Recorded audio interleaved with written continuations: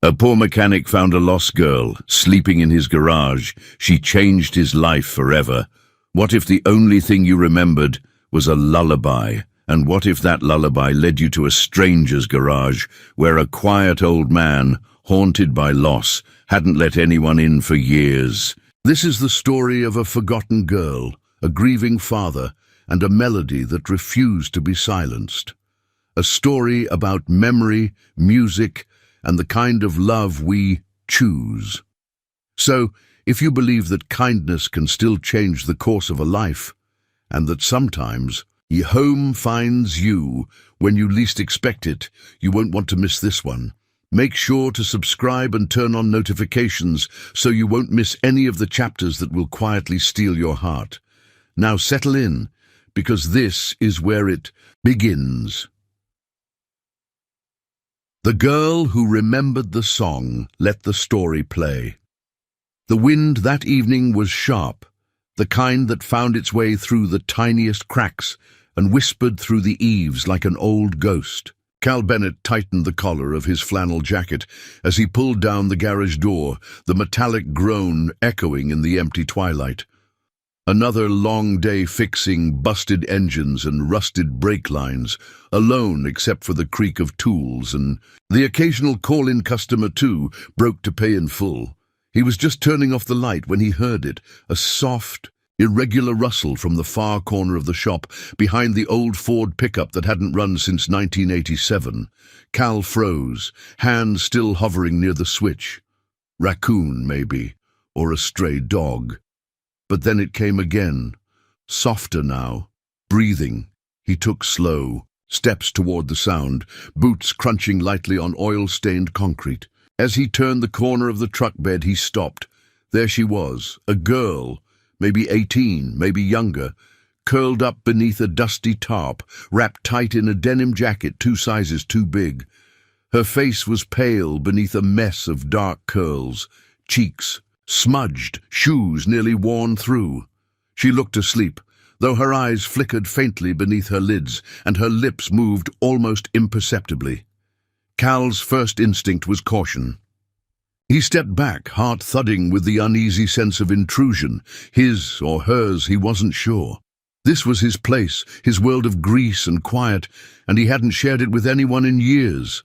Not since Margaret passed, not since Lily left. He reached for his phone. Then she murmured something. It stopped him cold, a melody, faint, whispered like a ghost. Golden sky. Hush now, cry. Mama's near, don't say goodbye. Cal's hand trembled. That song, that exact lullaby. Margaret used to sing it, not some common folk tune, their song. She made it up for Lily when she was a baby. No one else could have known it, not like that, not the tune, not the words. He dropped his phone into his pocket, his breath caught somewhere between confusion and disbelief. "Hey," he said gently, kneeling beside her. "Hey now, you all right?" The girl stirred, eyelashes fluttering. She looked up at him, disoriented, as if waking from a dream or stepping into one. Her eyes were grey-blue, like a lake before a storm. She didn't answer, just blinked, then tried to sit up but winced and fell back against the wall. "You hurt?" he asked. She shook her head slightly. "No, just cold, tired." He hesitated, then sighed. "You can't stay out here. It's below freezing tonight. Come on." He offered a hand. She looked at it, like it was a foreign object, then took it, lightly, as if she didn't quite believe it was real. Her hand was ice-cold. He led her across the gravel lot to the small side door of his house, modest, cluttered but warm. Inside, the kitchen still smelled faintly of coffee and old wood. Cal turned on a lamp, its golden glow casting long shadows. "Sit down," he said, motioning to the kitchen table. "You eat." She shook her head again. "I don't remember." "Don't remember if you ate?" "I don't remember anything." "Not really." He looked at her for a long moment. "Your name?" She hesitated. "I don't know." Something twisted in his chest. He went to the pantry, pulled out a can of soup, and set it on the stove.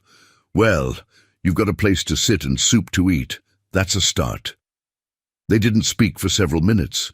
The girl's eyes wandered the room. Photos on the fridge, the chipped ceramic mug by the sink, the worn armchair in the corner. When the soup was ready, he poured it into a bowl and set it in front of her. She took the spoon in small, cautious bites, like she wasn't sure how her hands were supposed to work. Cal leaned back in his chair, watching her quietly. He wasn't used to guests, hadn't had anyone at this table in over a decade.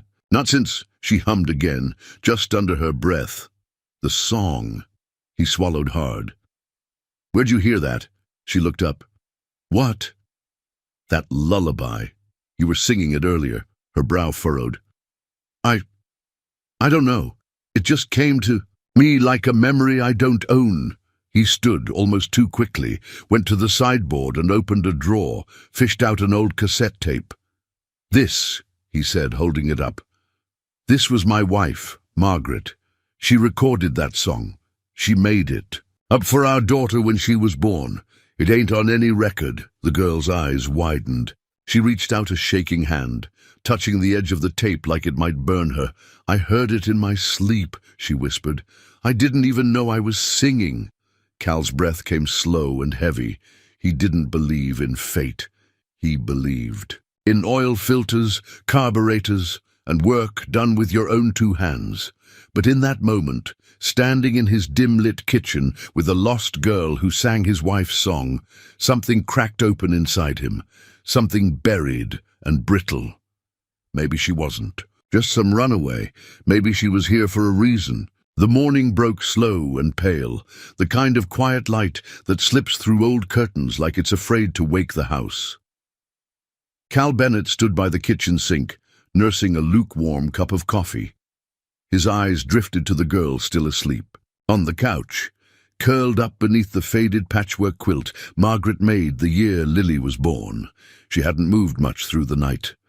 Her breathing was steady now, softer than it had been in the garage. There was color in her cheeks again. She looked so young in the morning light. Too young to be wandering alone, sleeping in strangers' garages. Too lost. Cal didn't know what to make of any of it. She didn't know her name, didn't know where she was from, didn't even flinch when he'd asked if she wanted to call someone. She'd only stared at the receiver like it belonged to another world. And yet, she sang that song. The same melody Margaret had cradled Lily with on long winter nights, the one Cal could still hear if he let the silence linger too long. That part still sat heavy in his chest. He turned as the girl stirred, eyes fluttering open. She sat up slowly, blinking at the unfamiliar room, her hands clenched tightly around the quilt as if anchoring herself. "Morning," Cal said, trying to keep his voice neutral. "I didn't know if you'd sleep through or bolt before sunrise." She offered a faint smile, timid, uncertain. "I didn't want to run, just didn't know where else to be." He nodded. "Still cold out there. Coffee's hot if you drink it." She sat up straighter. "I think I do." Cal poured her a cup, then slid it across the table. She wrapped her fingers around the mug like it was a small miracle. For a long while they just sat, the soft hum of the old fridge filling the silence between them. "Do you remember anything new this morning?" he asked gently. She shook her head. Still blank. "It's like walking through fog. I know how to talk. I know what a toaster is. I know this is coffee. But I don't remember who I am or how I got here. That kind of memory loss," he said slowly, "can be from trauma, shock, or a hit to the head. I don't think I was hurt." She touched her forehead lightly, then looked at him. "You think I should go to the hospital?" "You'd probably get answers faster," Cal admitted. "But I also know places like that can be overwhelming, especially when you don't have someone walking in with you." She looked down. "I don't have anyone." Cal studied her, then exhaled. "All right, you can stay here just until we figure things out." Her eyes widened. "Really?" "Don't make me regret it," he said, sipping his coffee. "House isn't much, but it's warm, and I don't like the idea of sending someone out into the cold just 'cause I'm set in my ways." She nodded quickly. "I won't be a burden. I can help clean or cook if I remember how." He chuckled. "Well, you can start by helping me sort bolts and washers later. If you're real unlucky, I'll even teach you about carburetors." A small, genuine laugh escaped her lips, the first Cal had heard. It was light, airy, like a wind chime stirred after years of silence. "Can I ask something?" she said, more serious now. "Go ahead." "That song you said your wife wrote." Cal's expression shifted, softening. "Yeah, Margaret. She had this way about her, used to hum all the time. One day, when Lily was just a baby, she sat at the piano and came up with that lullaby out of nowhere. Said it came to her in a dream. We used to joke it had magic in it." She looked down into her coffee. "I feel like I've heard it before. Not just in my sleep, deeper than that." Cal hesitated, heart pinching in that familiar way it had for years. "You remind me of her, of Lily, too." She looked up. "Your daughter?" He nodded. "She left home when she was 16. After Margaret passed. We argued that night. I told her she was being selfish. She told me I didn't know how to grieve without pushing people away. Next morning she was gone. I never saw her again." A silence settled between them, not awkward, heavy with things unsaid. "I'm sorry," she said. Cal waved a hand, dismissing the pity. "We all lose people, sometimes by death, sometimes by choice. But you never stopped missing her." He met her gaze. "No, I never did." The girl sat back, her fingers tracing the mug. "Maybe that's why I ended up here." He raised an eyebrow. "You think that's how fate works?" "I don't know," she said quietly, "but it feels like I was meant to find this place. That song, your wife, it's the only thing in my head that doesn't feel empty." Cal didn't answer right. Away. He didn't have answers, only instincts, and an ache in his chest that hadn't dulled in years, but somehow didn't feel quite so sharp this morning. "Then maybe we figure it out together," he said finally, "step by step, bolt by bolt." She looked at him, startled, then nodded slowly as if something in her had decided to trust him. Outside, the wind had quieted. The sky, once grey and heavy, gave way to a soft ribbon of gold along the horizon. Cal stood, refilled both mugs, and set hers down with the same care one might offer to something fragile, not because it was weak, but because it mattered. She still didn't know her name, but for now she had warmth and soup and someone who didn't ask for more than she could give. By late afternoon, the Montana sky had settled into its favorite shade of gold, faint and brushed with lavender, like an old photograph left too long in the sun. Cal stood over the stove, stirring a pot of homemade chicken soup. He didn't cook often anymore, not since Margaret, but today felt different. The girl, still nameless, though Cal had started calling her Kid out of habit, sat quietly at the table, watching him.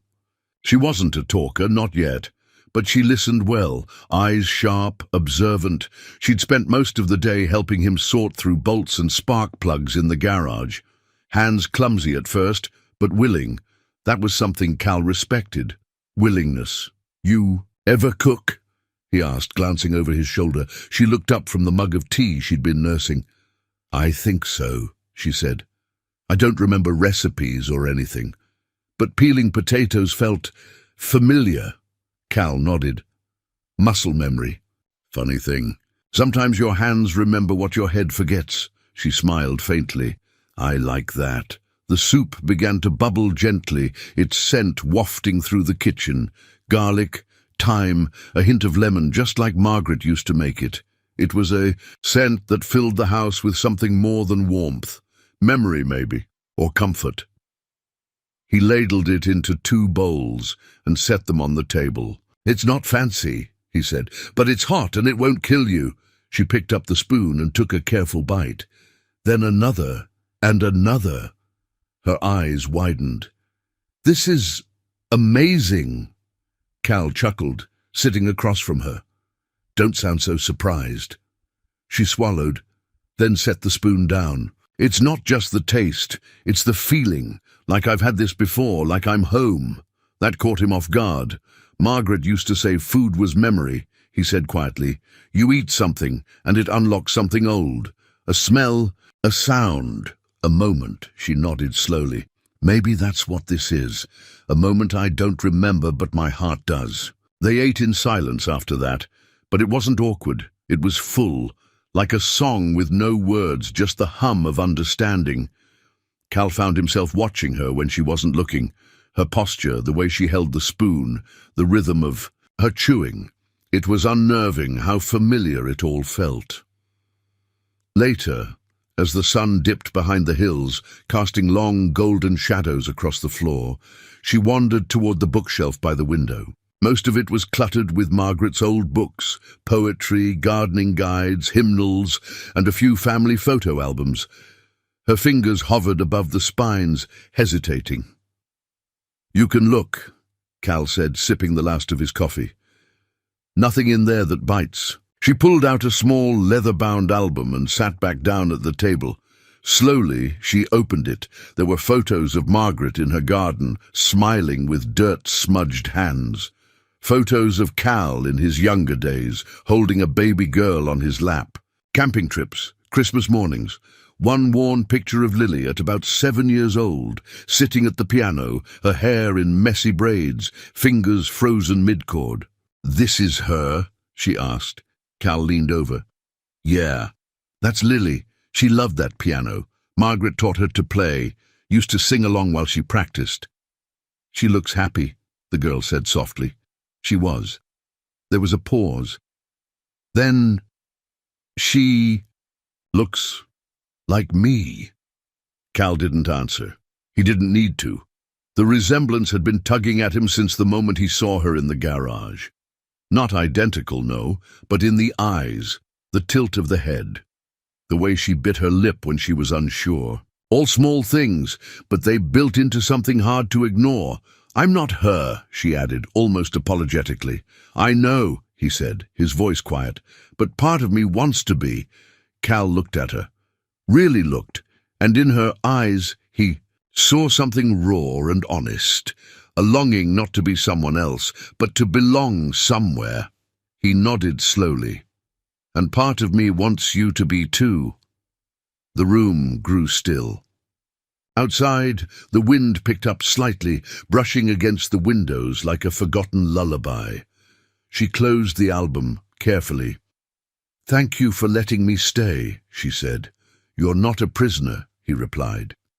You need a place to figure things out.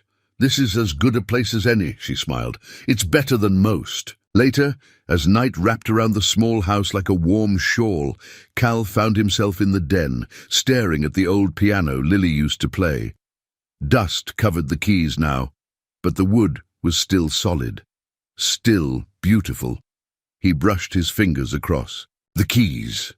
A single note rang out, echoing softly. From the doorway, the girl spoke. I knew a song. Cal turned. She stepped into the room, barefoot, cautious, sat down on the bench, placed her fingers on the keys, uncertain at first, then slowly pressing down in a halting rhythm. The melody was broken, imperfect, but then it wasn't. It was the song. Golden sky, hush now, cry. Mama's near, don't say goodbye. Cal's breath caught in his throat. The girl didn't sing, just played. But the tune was there, unmistakable.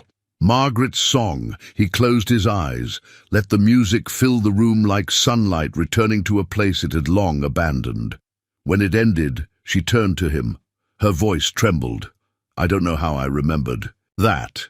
Cal didn't answer right away. He couldn't. His voice wouldn't work.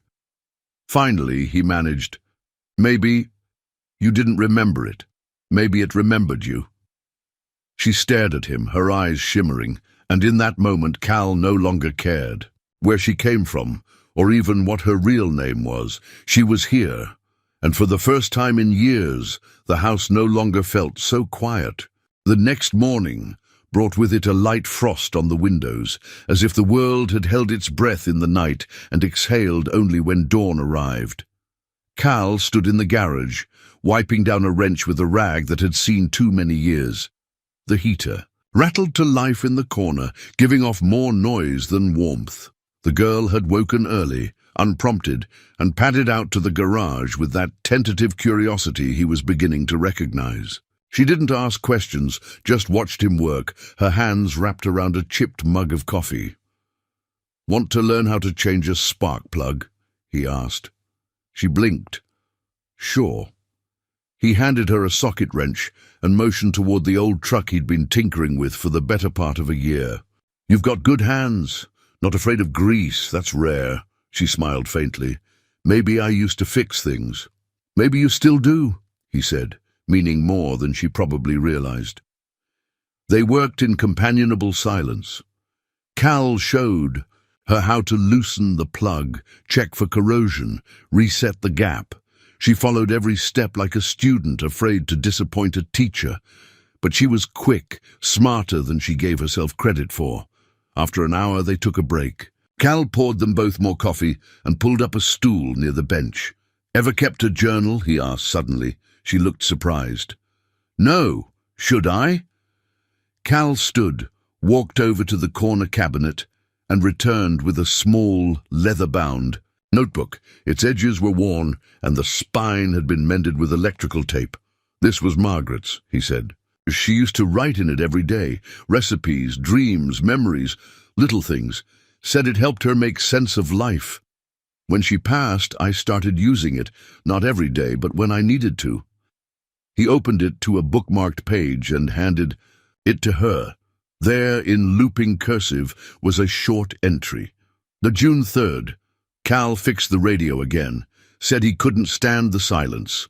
I think it's because he misses Lily's music. He'll never admit it. But he hums her lullaby when he's sanding the workbench. There's love in his silence. He just doesn't know how to give it words." The girl stared at the page, her eyes tracing the lines like they were sacred. "I've never seen handwriting like this," she said quietly. Cal smiled. She had a way with words. "Me, I just write. When I'm angry or tired, but sometimes it helps." She turned another page, then another. Each one held a fragment of their lives, a slice of time preserved in ink. There were grocery lists, sketches of flowers from Margaret's garden, even song lyrics scribbled in the margins. Then something caught her eye. A page dated October 18th, 2005. "Lily's scar is healing nicely. Doctor said no complications. She's already back at the piano, pretending she's playing Carnegie Hall. Cal says it'll fade in a few months. I hope it doesn't. I want her to always remember how strong she is." The girl's fingers froze over the words. Without realizing, her hand went to the back of her neck. Slowly, she swept her hair aside. There, just below the hairline, was a small, crescent-shaped scar. Cal's stomach flipped. He didn't move, didn't speak.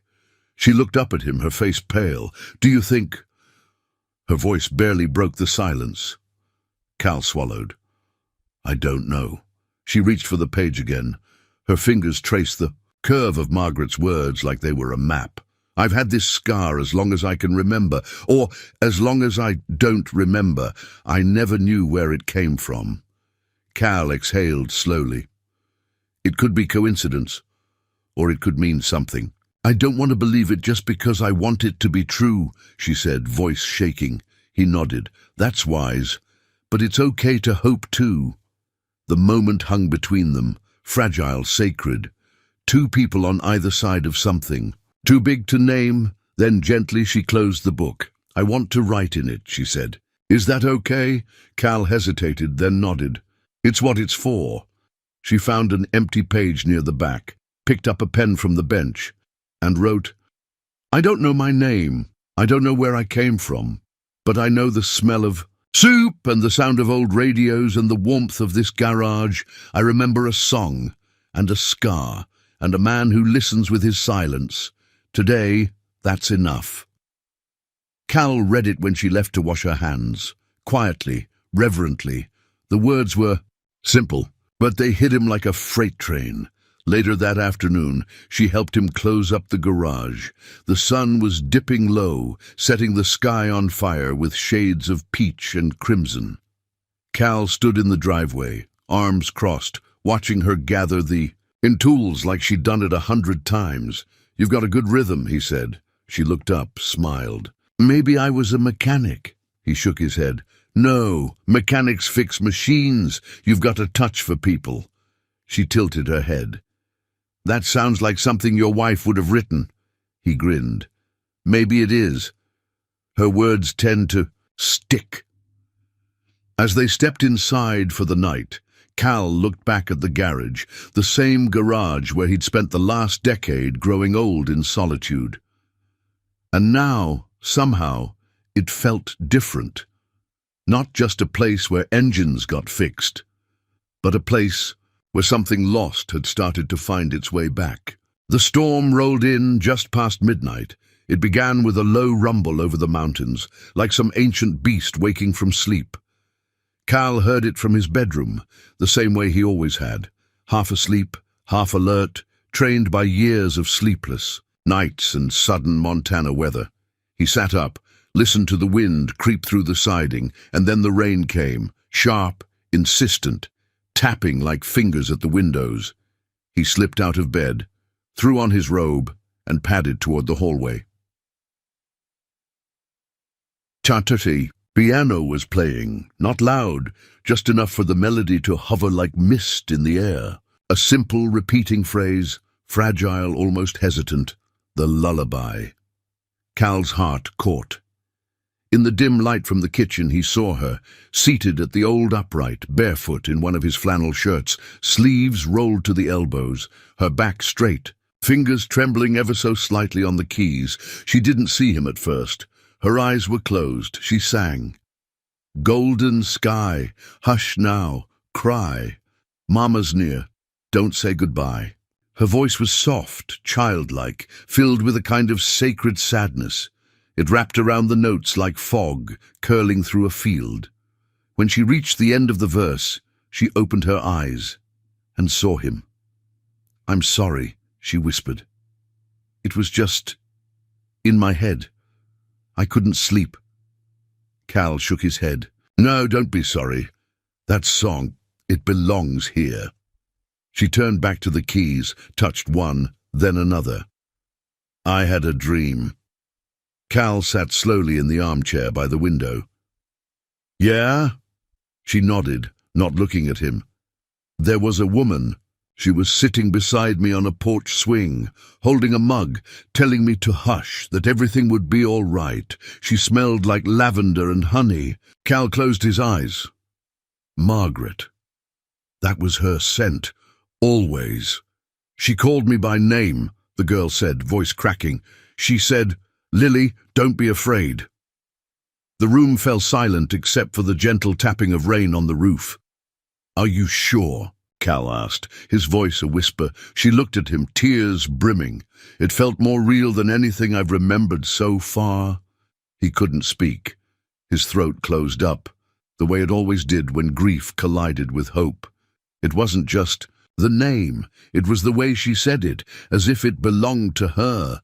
"But I thought we said it was just coincidence," she added quickly, like she was trying to protect him. "The scar, the song, it doesn't prove anything." "No," Cal said softly. "It doesn't." She bit her lip. "Do you want it to be true?" He met her eyes.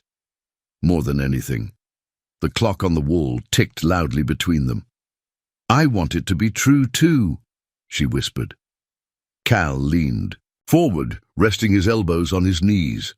"Then let's not rush it. We'll take this one piece at a time. Maybe there's something else that'll come back to you. Something certain." She looked down at her hands. "What if there isn't? What if this is all just some cruel trick my brain's playing?" "Then we deal with that. Together." The word "together" seemed to sit between them like a warm stone. Neither of them said anything for a long while. Eventually Cal stood. "Come on, can't sleep with that storm anyway. I'll make cocoa." They sat at the kitchen table, two mismatched mugs steaming between them. Outside, the rain softened to a patter. The girl, Lily maybe, held the mug close to her chest. "When I woke up," she said, "I remembered a song I used to sing to my cat. It's silly. Just a rhyme, but I remember sitting on a bedroom floor with pink curtains and a nightlight shaped like a moon." Cal felt something stir inside him. He got up, crossed to the small linen closet near the hall, and rummaged for a moment. When he returned, he held something wrapped in plastic, an old nightlight, shaped like a crescent moon. "She was scared of the dark," he said. "Margaret bought this for her when she was 5. She wouldn't sleep without it." The girl stared at it, wide-eyed. Slowly she reached out and unwrapped it. Her fingers trembled as she plugged it into the wall socket. It lit up immediately, casting a soft yellow glow across the floor. She covered her mouth. "I've seen this," she said, her voice shaking. "I remember it. I remember lying on the floor with a blanket over my head, waiting for the stars to show up on the ceiling." Cal nodded, unable to speak. Then she said it, softly, like a prayer. "I think my name is Lily." Something broke open inside him. Not like a wound, but like a door that had been shut for too long. He got up, slowly, carefully, and stepped across the room. He didn't touch her, just sat beside her, hands folded in his lap. "I've hoped for this for 15 years, he said. "Every birthday, every holiday, every time I heard footsteps in the gravel." She looked at him, eyes glassy. "I don't remember everything," she said. "But I remember you now. Not fully, just the way you used to hum, the way your beard scratched when you kissed my forehead." Cal let out a sound, half laugh, half sob. "I did that every night," he said. "Didn't matter how old you got." They sat there, quiet, as the storm faded beyond the hills, and though the wind still whispered through the trees, and the past still held more questions than answers, Cal knew one thing without doubt. His daughter had come home. Maybe not all at once, maybe not completely, but she was here, and that was enough. It was a quiet Sunday morning, the kind that unfolded slowly, one breath at a time. Outside, the air hung heavy with the scent of pine and thawing earth. Spring was inching its way across Montana in soft, stubborn steps. Inside the house, the old upright piano had been dusted for the first time in years. Cal hadn't meant to do it. He'd walked past it on his way to the kitchen, the same way he had every day since Margaret passed. But that morning, something made him stop. The way the light hit the keys. The memory of Lily, his Lily, feet swinging, brow furrowed in concentration. As she practiced her scales, he'd reached for a cloth without thinking. Now the girl, Lily again maybe, stood beside the piano, running her fingers along the polished wood. Her hair was pulled back in a loose braid, and she wore one of Cal's old flannel shirts over jeans that barely held together at the knees. "I remember this," she murmured. "Not all of it, but the feel of it, the way the keys dip beneath your fingers, the sound they make when you press too hard." Cal sat in the armchair by the window, sipping his second cup of coffee. He didn't want to interrupt the moment. Moments like this were delicate things, like spiderwebs caught in morning light. She sat down on the bench, hesitated, then began to play. It was a halting melody at first, just a few soft notes. She stopped, shook her head, then tried again. The notes were clumsy, uncertain, but they carried something beneath them, a rhythm just out of reach. Cal watched, his chest tightening. It was the way she tilted her head, the slight squint in her eyes when she focused. All the things he remembered from the little girl who used to play chopsticks with a kind of reverence. Then the tune shifted, became something else. A new melody, but familiar in the way a half-remembered dream can be. She wasn't reading music, wasn't thinking even. She was remembering. Suddenly she stopped. Her fingers hovered above the keys. "Do you have any sheet music?" she asked. "Something old?" Cal stood, crossed to the cabinet where Margaret used to keep her music. He hadn't touched it in years. When he opened the drawer, the scent of old paper and time spilled out. He handed her a worn folder labeled in Margaret's handwriting, "For Lily, beginner pieces and favorites." She took it with a kind of reverence, opened the first page, smiled. "I played this," she said. "I remember the cover, the handwriting." She ran her fingers along the ink as if it were braille. Her smile faltered, her eyes clouded. "I used to sit here," she whispered. "I was smaller. My feet didn't reach the pedals." Cal sat beside her on the bench, quiet, present. "I remember Margaret's voice," she said, "but not her face. That scares me." "You'll remember," Cal said gently. "Sometimes memory comes back in fragments. You gather them like puzzle pieces, one at a time." "I wish it would hurry," she said with a broken laugh. "I feel like I'm living in someone else's body." He reached out, placed a hand on hers. "You're home now. That's a good place to start remembering." She nodded. "I want to try again." They played side by side for a while. Simple duets, old songs. Sometimes she missed a note and laughed. Sometimes she hit one just right and closed her eyes as if holding on to it. And Cal, who hadn't touched a piano in decades, found himself humming along. Later she asked, "Can we try to find something official, like records, birth certificates? I want to be sure." Cal looked at her, saw the determination in her eyes. "You sure you're ready?" She nodded. "I have to know if this is real, if I'm really Lily." He thought for a moment, then said, "I know a guy, retired cop, owes me more than a few favors. We'll call him tomorrow." She smiled, but it didn't reach her eyes. That evening, as the sun melted behind the hills, Lily sat by the window with the journal in her lap, the one that had once belonged to Margaret. She wrote slowly, carefully, as if each word had to be earned. Cal watched from the kitchen. She was so much like her mother. The quiet strength, the way she carried her uncertainty with grace. And though his heart ached with the weight of not knowing for sure, of not really knowing, it also swelled with something bigger. Hope. He stepped outside onto the porch and looked out over the fields. The wind stirred the trees in the distance, and for the first time in a long while, he didn't feel quite so old, quite so worn.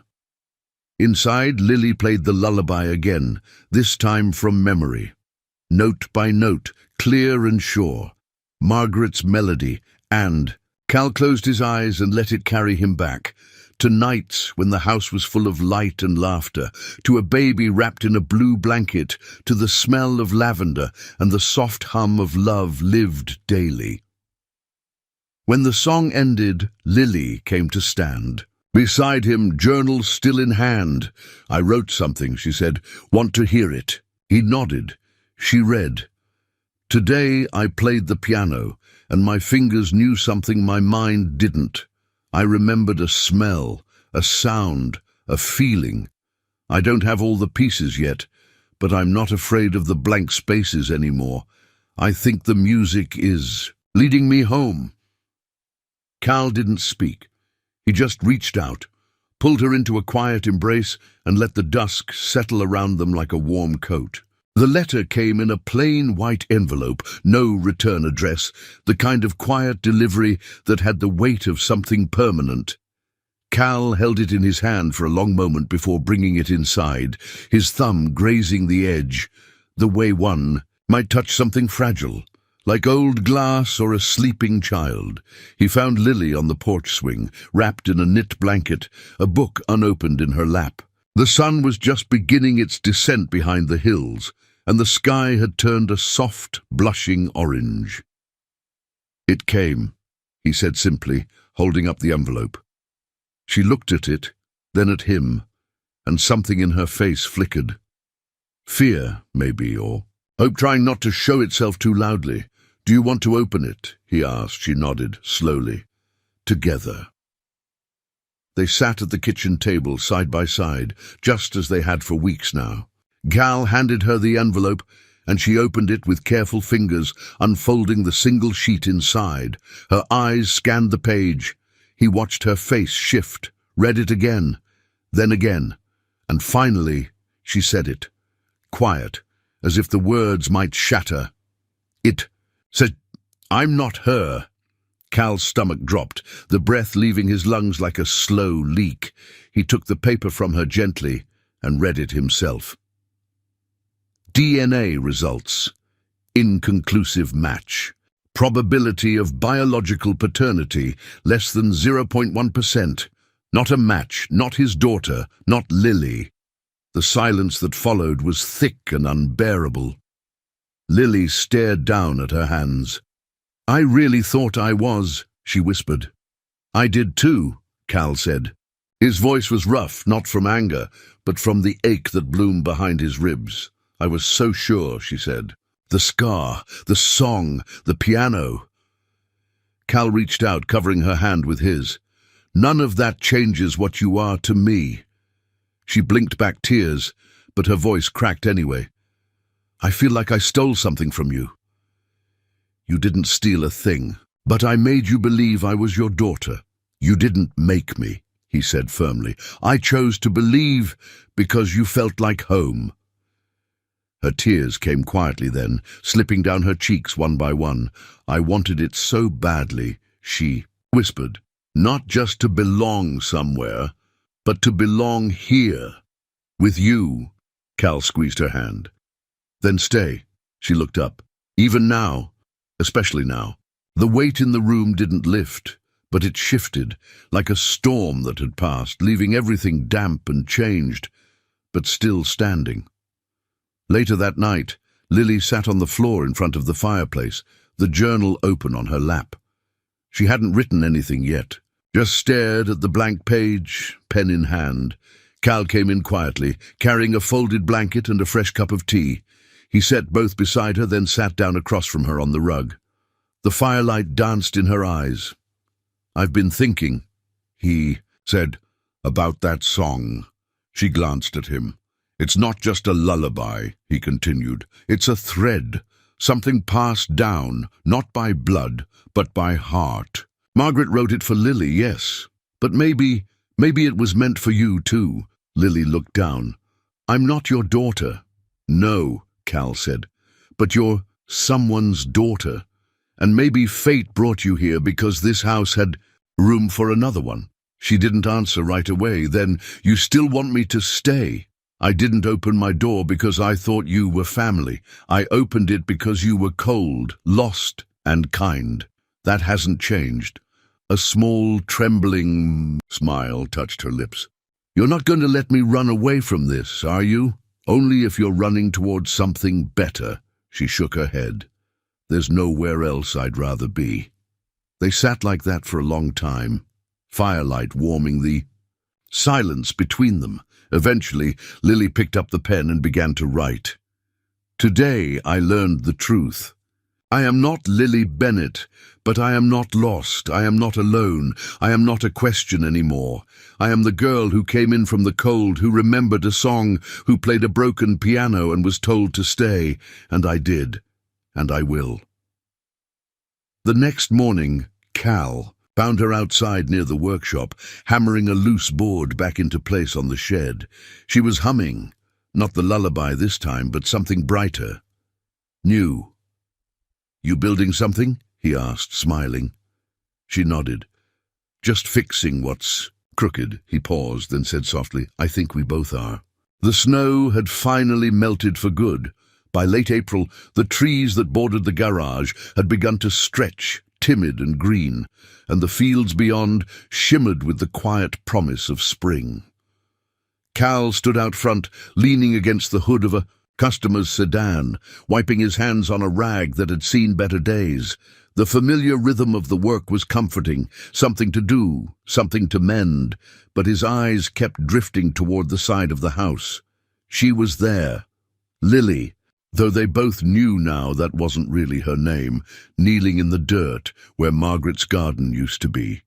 The earth was soft and dark under her fingers. She'd asked if she could plant something, said she wanted to grow things that stayed. He told her that was the best idea he'd heard in years. He watched her for a while, how focused she became when her hands were in the soil. She had that kind of presence, quiet, intent, like every small act mattered. And maybe it did. Later that afternoon, she came inside carrying a few daffodils she'd cut from the back lot. Cal was in the kitchen pouring coffee. Found these. "Growing wild," she said, holding them out. "Thought the house could use a little color." He took them with a nod, filled an old mason jar with water and set them on the table. They sat for a while, sipping their drinks in companionable quiet. Then she said it, softly. "I want to stay." Cal looked at her, careful not to let the hope rise too quickly. "You sure?" she nodded. "I know I'm not your Lily, but being here, it's the first place that's felt like it could be mine, not borrowed, not temporary." He set his mug down. "You don't owe me anything. Not for the soup or the shelter or the lullaby. You don't have to choose this." "I know," she said, "but I want to. Not because I'm lost, but because I'm not." Cal leaned back in his chair, studying her. "That's a big decision. So's letting someone believe you're their daughter," she said with a small smile. He laughed, the sound rough but genuine. "Touché." She grew quiet again, fingers curled around her mug. "Do you think it's possible to belong somewhere, even if your story didn't start there?" "I think," Cal said slowly, "that home isn't about where you start. It's where you decide to stay." She looked out the window. "Then this is home." He didn't answer, just reached across the table and laid his hand over hers. That evening she asked him something unexpected. "Do you think I should keep the name Lily?" Cal glanced up from the paperwork he was sorting. "You don't have to." "I know, but I've gotten used to hearing it from you. It feels earned." He thought for a moment. "Names are just words. Who you are, that's built every day." She nodded. "Then I think I'd like to keep it. Not because it's who I was, but because it's who I've become." He smiled. "Then Lily it is," she beamed, and he realized it was the first time she'd said it like a choice. Not a question, a declaration. That weekend, they repainted the outside of the garage. The old white siding had long since faded to a tired grey, and Lily had insisted the place needed a fresh coat. "Something warm," she said. "Something that makes people smile when they drive by."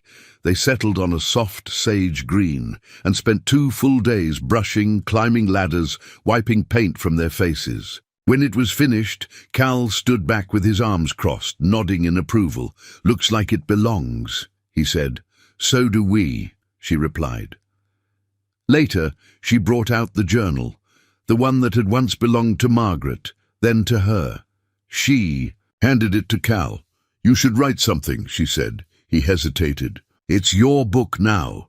It was hers first, then yours, then mine. "I think it belongs to all of us." Cal took it, opened to a blank page, and stared at it for a long moment before writing. April 23rd. The girl who wasn't Lily chose to stay, and maybe that means more than blood ever could. She plants flowers now, fixes things without being asked.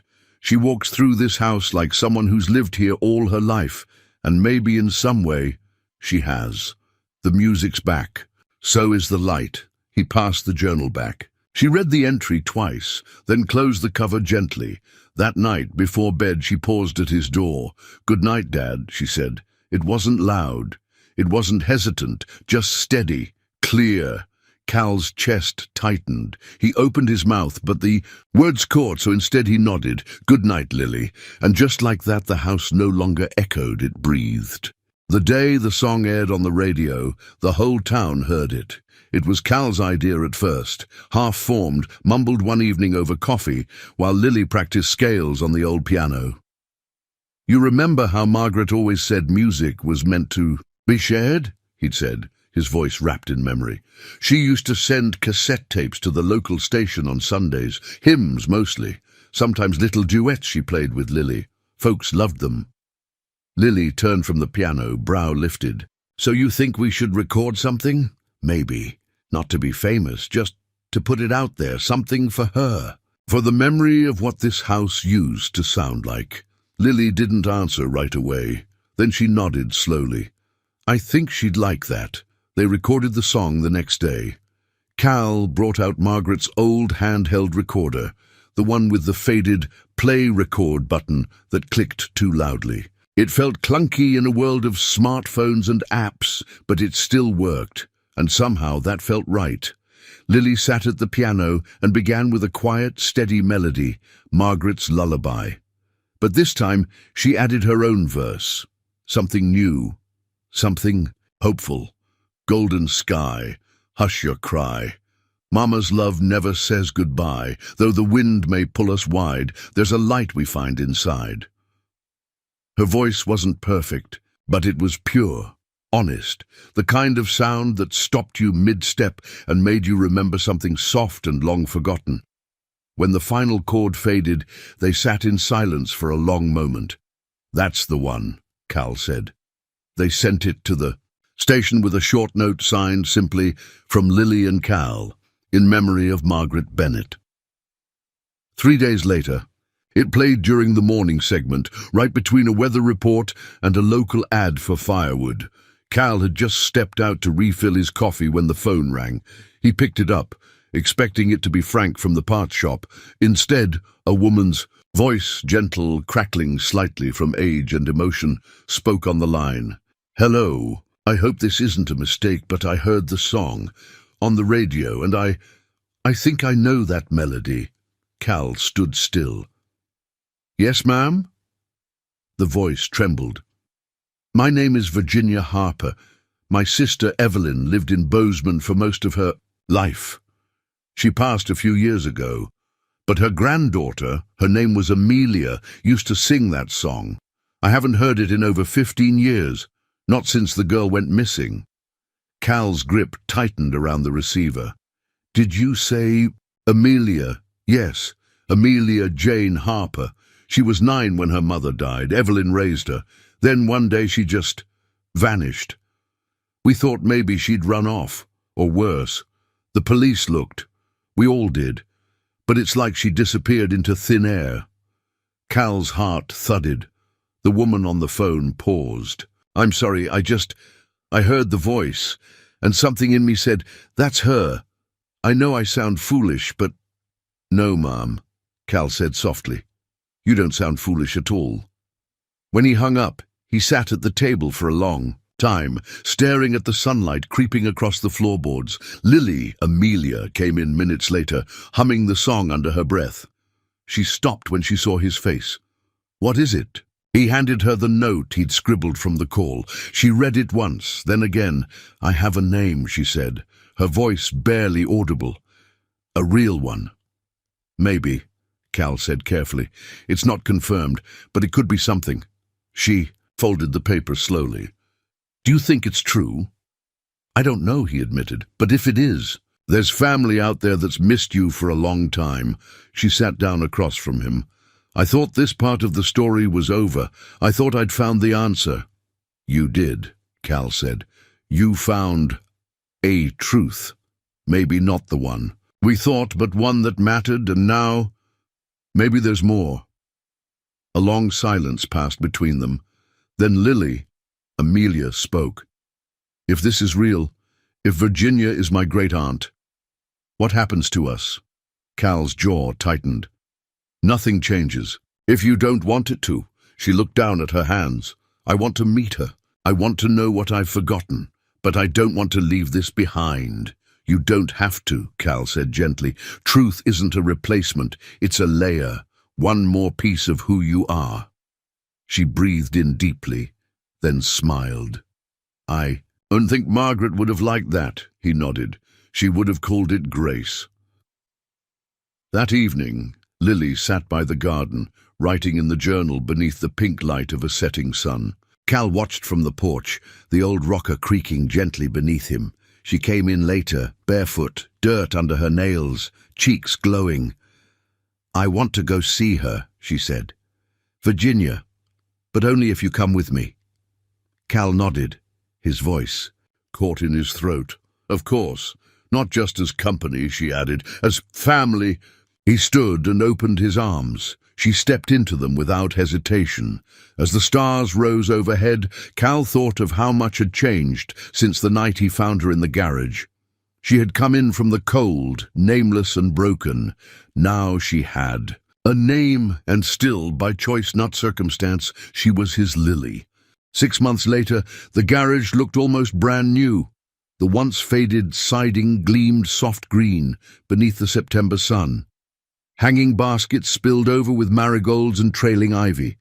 A new wooden sign, hand-painted in white script, swung gently. Above the entrance, Cal and Lily's Garage and Coffee, repairs for engines and hearts. Inside, the place still smelled of motor oil and dust, but now also of cinnamon, freshly ground beans, and the occasional burst of laughter. At the back, beside the workbench, an old piano stood proudly, clean, tuned, polished. A tip jar sat. On top, labelled "For the Music Fund and maybe cookies." Lily had insisted the small cafe corner had been her idea. What started as a thermos and a plate of homemade muffins for neighbours had turned into a cosy counter space, a coffee machine donated by the church, and a few bistro tables picked up at a garage sale. Most mornings now the locals stopped in for a tune-up and stayed for the warmth, but it wasn't just the coffee, it was the song. Every morning at 8 a.m., without fail, Lily sat at the piano and played the lullaby, Margaret's lullaby, and people came to hear it, not for its perfection but for its soul. It had become the town's little ritual, a melody that reminded them to slow down, to feel something again. That morning, Cal stepped out of the house carrying a tray with 2 mugs of coffee and a folded newspaper. He found Lily already seated, outside on the porch swing, hair tucked beneath a scarf, journal open in her lap. She smiled as he handed her the mug. "Smells like autumn," she said, taking a sip. "Smells like hard work and maple syrup," he said. "You sure we're not running a breakfast joint?" She grinned. "Give it time." They sat together, the morning soft around them. "How's Virginia?" Cal asked. "She's good," Lily replied. "We talk every week now. She's sharp as ever. Sent me a box of old photos last week, me as a baby, birthdays, even a picture of the cat I used to sing to." Cal chuckled. "That poor cat. She said I used to make up songs about his tail. I believe her." There was a pause. "You ever think about going back?" he asked. "To Bozeman, being with her." Lily was quiet for a moment. "I did," she admitted. "For a while I thought maybe that's what I was supposed to do, reclaim the life I lost. And now," she turned to him, "I have 2 lives," she said. "The one I was born into and the one I chose. I visited my roots, but I've already planted new ones." Cal's throat tightened. "I want to stay here," she said. "With you. This is home." He nodded, blinking back something that tried to rise. Then home it is. Later that afternoon, a small group gathered outside the garage. Locals, friends, curious travelers. Lily had written about it on the town's bulletin board. A little music, a little story, a lot of heart. She sat at the piano, hands poised, voice steady. Cal stood beside her, one hand resting on her shoulder. "Some of you know this song," she said to the group. "It's old and it's new. It was written by a woman who loved deeply and left behind more than she ever realized." She glanced at Cal. "It brought me here. It helped me find a name, a memory, and a home. And it taught me that sometimes the things we lose bring us exactly where we're meant to be." She began to play. The familiar melody rose, slow and full. Her voice followed, richer now, anchored. Around them the listeners fell into stillness. Even the birds seemed to pause. "Golden sky, hush your cry. Mama's love never says goodbye. Though the wind may pull us wide, there's a light we find inside. When the song ended, no one spoke right away. It was the kind of silence that held something sacred, an understanding beyond words. Then applause, gentle, heartfelt, like a warm wave washing over the space. As people trickled back to their days, one older woman lingered. She pressed a wrinkled hand to Cal's. "Thank you," she whispered, "for keeping something beautiful alive." He only smiled. That night, the stars were bright, scattered like silver dust across the dark canvas of sky. Cal and Lily sat by, the fire pit out back, mugs of tea in hand, the scent of pine smoke curling around them. "I wrote something," Lily said suddenly. "In the journal." "Want to read it?" he asked. She shook her head. "I want to give it to you." She handed him the book, a new page, dated in her neat handwriting. October 12th. Today, I played Margaret's song for the town. I wore her scarf, used her recipe for muffins, and sat beside the man who taught me that family isn't always written in blood. It's written in kindness, in consistency, in the choice to stay. I may not be Lily by birth, I may be Amelia, but I am, without question, his Lily. Cal closed the journal gently, cradling it like something breakable. "You're a good writer," he said, his voice thick. "I had a good teacher," she replied. They sat for a while, watching the flames crackle and fade, and when the fire burned low and the night grew deep, Cal glanced up at the stars, just as he had for years, searching for something, anything, to fill the quiet. This time, he wasn't searching. This time, the quiet was full. If this story touched your heart, I'd love to know, where are you watching from? Leave a comment and tell me which part of the world you call home, and what this story meant to you. And if you believe the world needs more stories like this, stories about kindness, healing, and quiet hope, then don't forget to subscribe to the channel and hit that notification bell so you never miss what comes next. Thank you truly for spending this time with us, whether you came here by chance or choice. I hope the music stays with you. Until next time, take care and keep the story alive.